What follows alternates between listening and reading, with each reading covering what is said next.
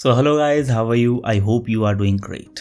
So what we are going to talk about in this video is the secret mindset of a trader. किस तरीके से अपनी psychology को build करें, किस तरीके से माइंडसेट को बनाएं, क्रिएट करें जिससे हमें आगे फ्यूचर में ट्रेडिंग करने में आसानी हो।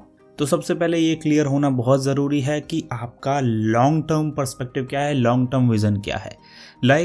कि क्या आप 2 साल बाद 5 साल बाद अपने आप को एज अ ट्रेडर कंसीडर कर रहे हो।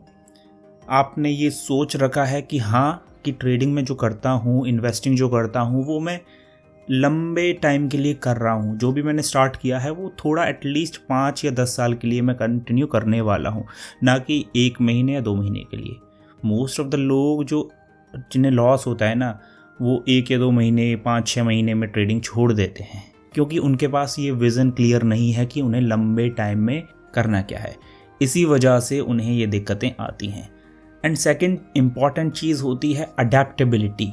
हर एक market condition, whether it's up trending, down trending और sideways market, you need to learn from that कि why market is going up side, down side, why it is on the sideways basis, क्यों ऐसा react कर रहा है market, मतलब क्या है। ऐसा भी न्यूज़ ओवरफ्लो जैसे अभी रिसेंटली हुआ इलेक्शन की वजह से, तो बहुत ज़्यादा 1500 पॉइंट 2000 पॉइंट बैंक निफ्टी बढ़ गया। तो उसके पीछे का रीज़न आप जानो और उसके अकॉर्डिंग अडेप्ट करो। मतलब ऐसा नहीं है कि अगर इलेक्शंस हैं, आपको पता है कि अगर मोदी गवर्नमेंट है तो मार्केट ऊपर बढ़ रहा है, तो आप उसके साथ पार्टिसिपेट करिए। ऐसा मत सोचिए कि नहीं अब यहाँ से पीक बन गया है, अब ये नीचे आना चाहिए। रिवर्स साइकोलॉजी मत इस्तेमाल करिए उसमें, या फिर रिवर्स मूव एक्सपेक्ट मत करिए। जब तक मार्केट ट्रेंडिंग है तो उसके साथ बने रहिए। जैसे ही वो रिवर्स होगा या फिर नीचे के पैटर्न्स बनाएगा, तो उसके अकॉर्डिंग अपने आप को अडेप्ट करिए, अपने आप को ढालिए। ये सारी चीज़ें आप इस्तेमाल ज़रूर करिए। थर्ड इम्पॉर्टेंट चीज़ है, इमोशनली आपको इंटेलिजेंट होना पड़ेगा। किस तरीके से? ग्रीड और फियर आपको कंट्रोल करना होगा बहुत ज़्यादा हद तक। 100% आप कंट्रोल नहीं कर सकते, क्योंकि it is an human emotion. ये आना ही आना है। आप ट्रेडिंग करो, चाहे कोई अदर बिजनेस करो, कोई भी अदर काम करो, ह्यूमन इमोशन आपका निकल के आएगा भी। उसमें लालच भी होगा, थोड़ा डर भी लगेगा, और वो होना भी ज़रूरी है, क्योंकि बहुत सारी चीज़ें ऐसी होती हैं, अगर आपको डर नहीं लगेगा तो आप बहुत ज़्यादा अमाउंट इन्वेस्ट कर दोगे। अगर आपको लालच नहीं होगा तो आप ट्रेड में एंटर ही नहीं करोगे।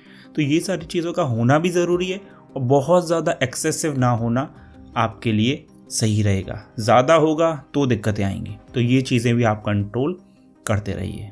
एंड इसके बाद patience and discipline is the most important part, because patience रखना किसी भी सेटअप को बनने के लिए, ट्रेड एंट्री मिलने के लिए, इन्वेस्टिंग करने के लिए, स्टॉक्स में एंटर करने के लिए, एग्जिट करने के लिए, पेशेंस इज़ द इम्पॉर्टेंट की टू सक्सेस। यार कभी भी आप देख लेना, जब तक आप कोई अपॉर्चुनिटी का वेट नहीं करोगे तो आपको पता नहीं चलेगा कि अपॉर्चुनिटी कब आई कब गई।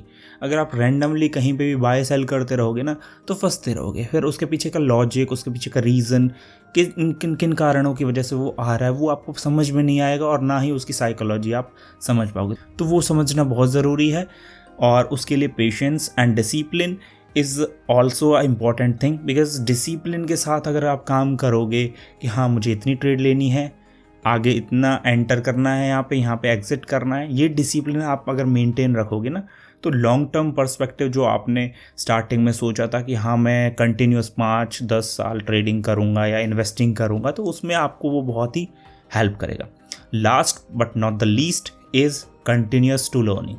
भाई देखो, सीखना तो पड़ेगा ही ऑब्वियसली, बट अगर सीखते सीखते थोड़ा बहुत कमा रहे हो तो ग्रेट है आपके लिए।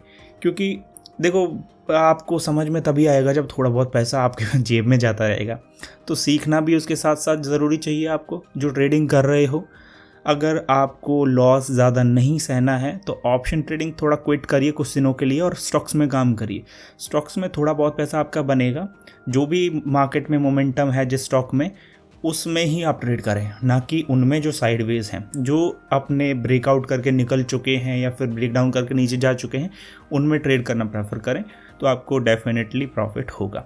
और उसके साथ साथ सीखें कि यार क्यों मैंने ये स्टॉक सेलेक्ट करे हैं, क्यों मैं ट्रेडिंग कर रहा हूँ, क्यों मैं इन्वेस्टिंग कर रहा हूँ, कौन सी कंपनीज़ में मुझे इन्वेस्ट करना चाहिए, कहाँ पे मुझे ट्रेड करना चाहिए, और बैंक निफ्टी में ऑप्शंस में मुझे करना चाहिए या नहीं करना चाहिए, क्या मैं उतना कैपेबल हूँ। तो ये सारी चीज़ें, ये सारे क्वेश्चन अपने आप से पूछिए। तो कंक्लूज़न यही है कि भाई सबसे पहले तो आप अपनी अडेप्टेबिलिटी चेक करें, अपना लॉन्ग टर्म पर्सपेक्टिव देखें और उसके साथ सीखें इमोशनल इंटेलिजेंस एंड आप लर्निंग पे फोकस रखें पेशेंस डिसिप्लिन के साथ। ये आपको बहुत काम आएगा and that is the only secret to a great trader. That's it from this video. I hope you like the video. Have a great day.